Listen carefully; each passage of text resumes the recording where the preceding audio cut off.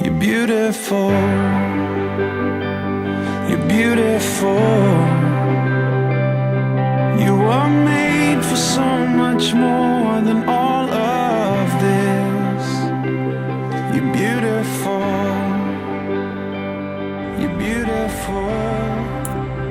Hi, my name is Alanna McKenzie, and I met Tina in 2007, not long after we moved to Ohio from North Carolina. Drew, my oldest son, was in 5th grade and got to be really fast friends with Clay, Tina's oldest, and our friendship just grew from there. We realized pretty quickly that she had the 3 C's, Clay, Carter, and Carson, and I had the 3 D's, Drew, Dean, and Davis, and they all matched up pretty well in age. Dean and Carter were the furthest apart, probably a couple of years, but they took Taekwondo together, which we didn't plan that. Just Tina and I ended up sitting in the Taekwondo waiting area together many times, and eventually we began to carpool, and anyway, we just had a lot in common, and our friendship just formed out of our commonalities. I would describe Tina as being selfless and joyful and full of faith and hope in all things at all times. I remember the day she told me that she needed to go back and see her doctor. She said it hadn't been that long since she had been to her girly appointment and had everything checked and everything was fine. But then probably a few weeks or maybe even a couple of months later, she let me know. I remember we were standing in my driveway, and she said, well, I found a lump, so I've got to go get that checked out. And I remember reassuring her, saying that I had had 2 biopsies myself, and everything turned out fine, and we'll just pray about it and not worry about it. And she was like, oh yeah, no problem, God's got this and we'll get through it. And we just continued doing our workouts. We got to be gym partners, and the funny thing is, Tina got an invitation first to Anytime Fitness, and she checked it out. She liked it. She invited me to go. I liked it.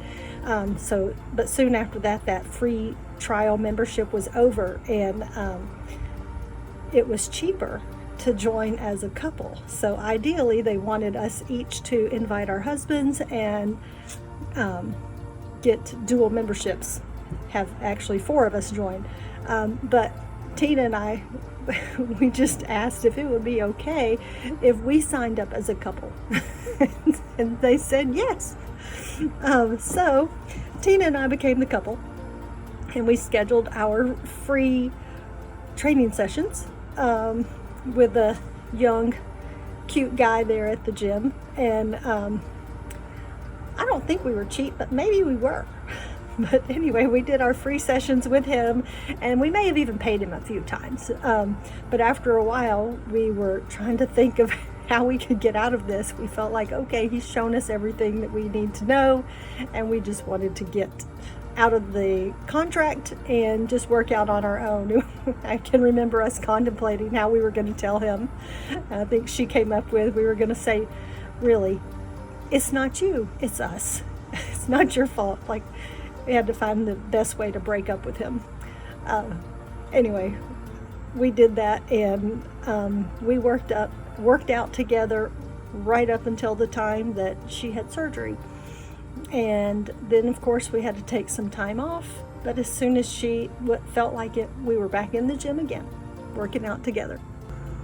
One thing that makes me miss Tina the most is just her outlook on life, and her just a quiet but confident and just joyful spirit. I can remember when once she told me that her test results had come back, and she said, well, it's the big C. And other than, hearing a little bit of dread in her voice, she was just confident that, God and the doctors had this and going to figure it out. And she just was so positive that it made me positive. And one thing that I could just never bring myself to ask her, as close as we were, because she was so positive, I never did. I could never say, well, how long did they give you? Or what's the prognosis on, the timing for this cancer? It was just, she was just positive. And because of that, I couldn't ask a question that seemed like I didn't have faith that she was just going to beat the cancer and, be a survivor. But that's what I loved about her, is that she was just so completely and utterly positive in the midst of everything. I can remember, lots of times asking her, like, how are you doing? What can I do for you? And what do we need to do to get through this day? Or when's your next appointment? And really, anytime I asked her, her answer was always, I'm just finding joy in the midst of a storm. And that's how she was. She laughed at life.